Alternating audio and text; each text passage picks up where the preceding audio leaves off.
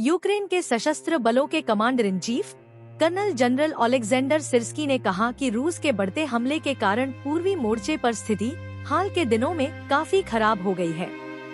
Ukraine ने कहा है कि पूर्वी सीमावर्ती शहर चासिव यार के आसपास स्थिति कठिन और तनावपूर्ण है और यह क्षेत्र लगातार गोलीबारी के अधीन है। यह बखमुत से 20 किलोमीटर 12 मील पश्चिम में स्थित है, जो पिछले मई में रूस द्वारा कब्जा किए जाने से पहले महीनों की तोपखाने की आग से नष्ट हो गया था। यूक्रेन के दक्षिणी क्षेत्र रूस नियंत्रित जापोरिजिया पर यूक्रेनी सैनिकों की गोलाबारी में एक बच्चे सहित 6 लोग मारे गए हैं। रूस में स्थापित एक अधिकारी व्लादिमीर रोगोव ने कहा कि हमले में 20 लोग घायल हो गए। क्रेमलिन के प्रवक्ता दिमित्री पेस्कोव ने कहा है कि रूस और यूक्रेन के बीच निरस्त 2022 शांति समझौता नई बातचीत का आधार हो सकता है, लेकिन ऐसा कोई संकेत नहीं है कि कीव बातचीत के लिए तैयार है। रूसी राष्ट्रपति व्लादिमीर पुतिन ने बार बार कहा है कि रूस और यूक्रेन अप्रैल 2022 में इस्तांबुल में वार्ता में शत्रुता समाप्त करने के लिए एक समझौते पर सहमत होने के कगार पर थे, लेकिन रूसी सैनिकों के यूक्रेनी राजधानी के पास से पीछे हटने के बाद यूक्रेन इससे पीछे हट गया। संयुक्त राज्य अमेरिका और यूनाइटेड किंगडम ने धातु व्यापार एक्सचेंजों को रूस द्वारा उत्पादित नए एल्यूमीनियम, तांबे और निकल को स्वीकार करने से प्रतिबंधित करते हुए नए प्रतिबंध लगाए हैं, जो ऐसे खनिजों के दुनिया के प्रमुख उत्पादकों में से एक है। अमेरिका ने चीन पर सोवियत काल के बाद से उसके सबसे बड़े सैन्य निर्माण में मास्को की मदद करके ड्रोन और मिसाइल प्रौद्योगिकी, उपग्रह इमेजरी और मशीन टूल्स प्रदान करके यूक्रेन में रूस के युद्ध प्रयासों का समर्थन करने का आरोप लगाया है। अनाम वरिष्ठ अमेरिकी अधिकारियों ने कहा कि अमेरिकी राष्ट्रपति जो बिडेन ने कथित तौर पर चीनी नेता शी जिनपिंग के साथ अपने हालिया फोन कॉल के दौरान इस मुद्दे को उठाया था। प्रधानमंत्री अलेक्जेंडर डी क्रू ने कहा है कि बेल्जियम में अभियोजक यूक्रेन नीति को प्रभावित करने के लक्ष्य से आगामी यूरोपीय संसद चुनावों में संदिग्ध रूसी हस्तक्षेप की जांच कर रहे हैं।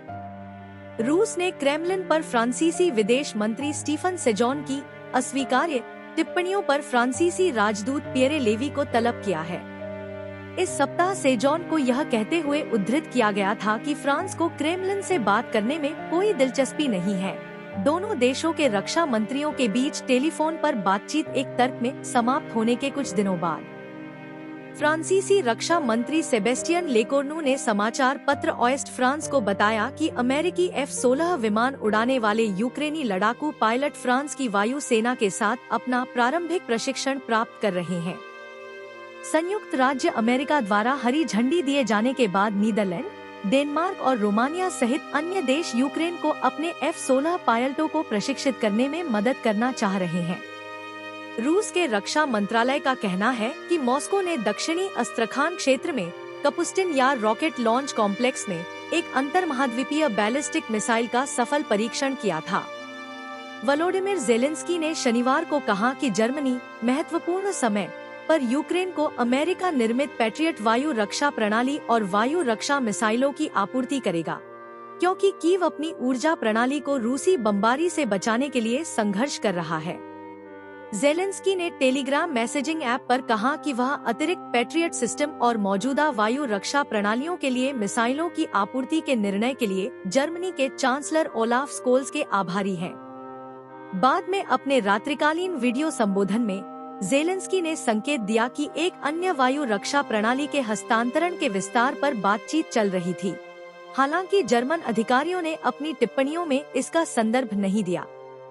ज़ेलेंस्की ने अपने वीडियो संबोधन में कहा, हम जर्मनी के साथ एक अतिरिक्त आईरिस-टी प्रणाली पर भी काम कर रहे हैं, जो एक मजबूत वायु रक्षा प्रणाली भी है, और हमारी मौजूदा वायु रक्षा प्रणालियों के लिए मिसाइलों पर भी काम कर रहे हैं।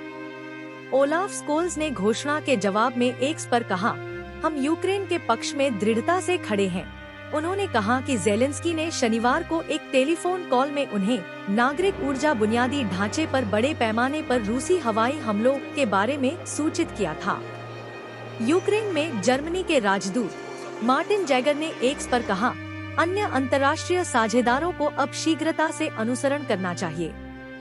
यूक्रेन के सेना प्रमुख ने शनिवार को कहा कि हाल के दिनों में पूर्वी मोर्चे पर स्थिति खराब हो गई है क्योंकि रूस ने तबाह हुए बखमुत शहर के पश्चिम में एक गांव पर नियंत्रण के लिए अपने बख्तरबंद हमले और लड़ाई तेज कर दी है। हाल के दिनों में पूर्वी मोर्चे पर स्थिति काफी खराब हो गई है। कर्नल जनरल ओलेक्जेंडर सिरस्की ने कहा, रूस के आक्रमण के 2 साल से अधिक समय बाद कीव में गंभीर मनोदशा परिलक्षित हुई क्योंकि महत्वपूर्ण अमेरिकी सैन्य सहायता जो कीव को महीनों पहले मिलने की उम्मीद थी वह कांग्रेस में फंसी हुई है। जेलेंस्की ने अपने शाम के संबोधन में कहा कि कुछ क्षेत्रों में मोर्चे पर स्थिति कठिन है।